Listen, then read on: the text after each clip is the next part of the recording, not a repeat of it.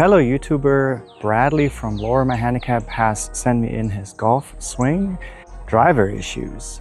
Brad and I know each other personally. We are from the same hometown, Kelowna, British Columbia. He's got a beautiful YouTube channel. He's curated lots of good tips from the who's who of the Champions Tour. So give him a follow and a couple likes. He's doing a great job at YouTubing. And he actually got me into YouTube. Well, thanks for the inspiration, Bradley.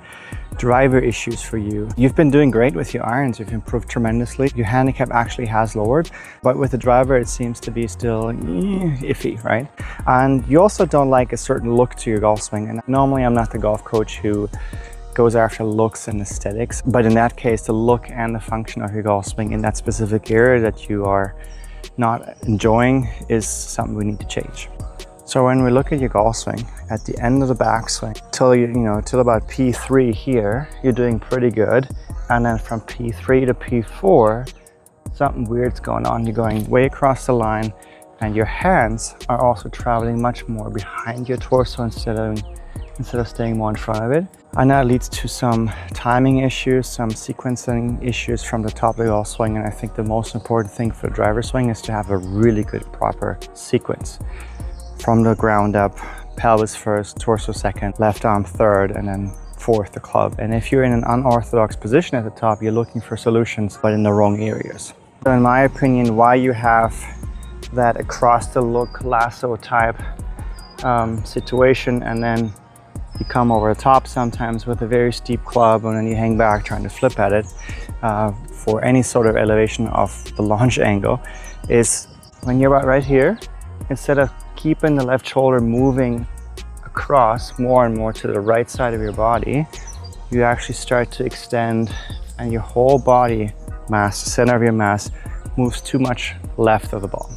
Not a big deal for a wedge, sometimes even encouraged, especially on downhill shots or rough shots, but for the driver, the mass needs to get behind the ball.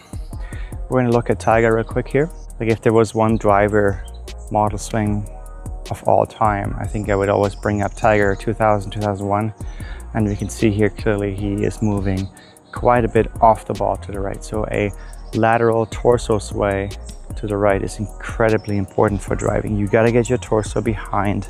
So till about right here, you're looking good. And then instead of stretching and moving more and more over, you actually from there collapse a little bit, extend your spine too much. We're going to look at that in the gym in a second. And then it's going to go across this way and then very, very steep. I'll show you one more time. This joint here, that was a spot. If I put a Sharpie on my t-shirt here, that Sharpie should move across over, not down, more across over this way. And then there's only so much you can do with your hands and arms. And then it's okay to work with hack motion sensors to fine tune the wrist. But right now it wouldn't work.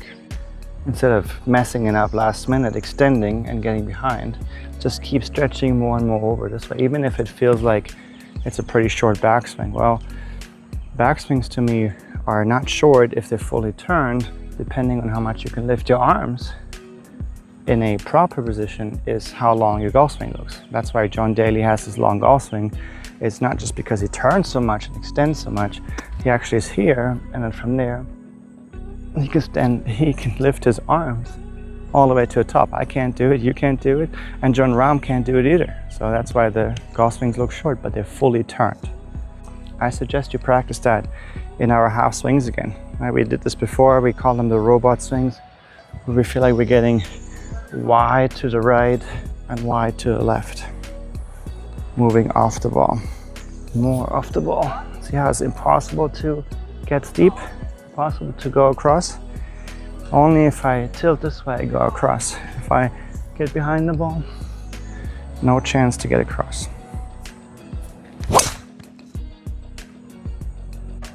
One thing you have to know, you have just trained yourself for a while with this extended across the line look to fire from the top with your hands and arms. It's very important to know now if you are in a better position here, you can actually then start moving your hips first again, and you can be very patient for the first time with your hands and arms.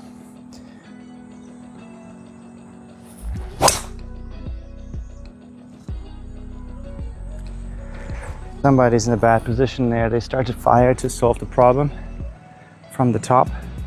Now that you're in a better position again, like feel like you're not doing anything with the hands and arms anymore. Just rotating through, leading with the body, especially the lower body. One more time, lots off to the right and a short follow through. There you go, the first one, that felt pretty good. So I'm going to switch the camera around. I think this is also a good opportunity sometimes to film ourselves from the back, where like hardly ever cameras are being placed. And I think it's a good way to see that you are leaning quite a bit left. That's it, getting more into this look would be critical. All right, so I'll show you here one more time. Too much extension and moving the left shoulder crazy behind.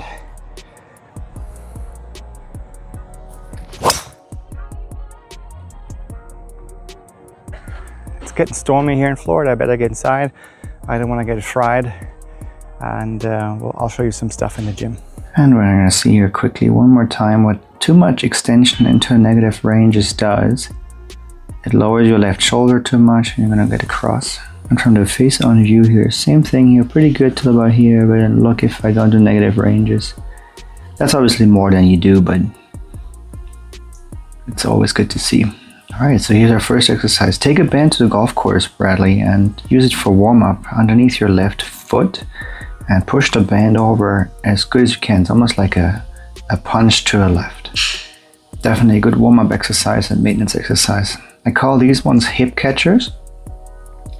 Start with a little kettlebell in your right hand, step to the right into the backswing and catch it with your left hand at about the takeaway position right there. You will not extend, I promise you that. And then you blend these feels into a full swing.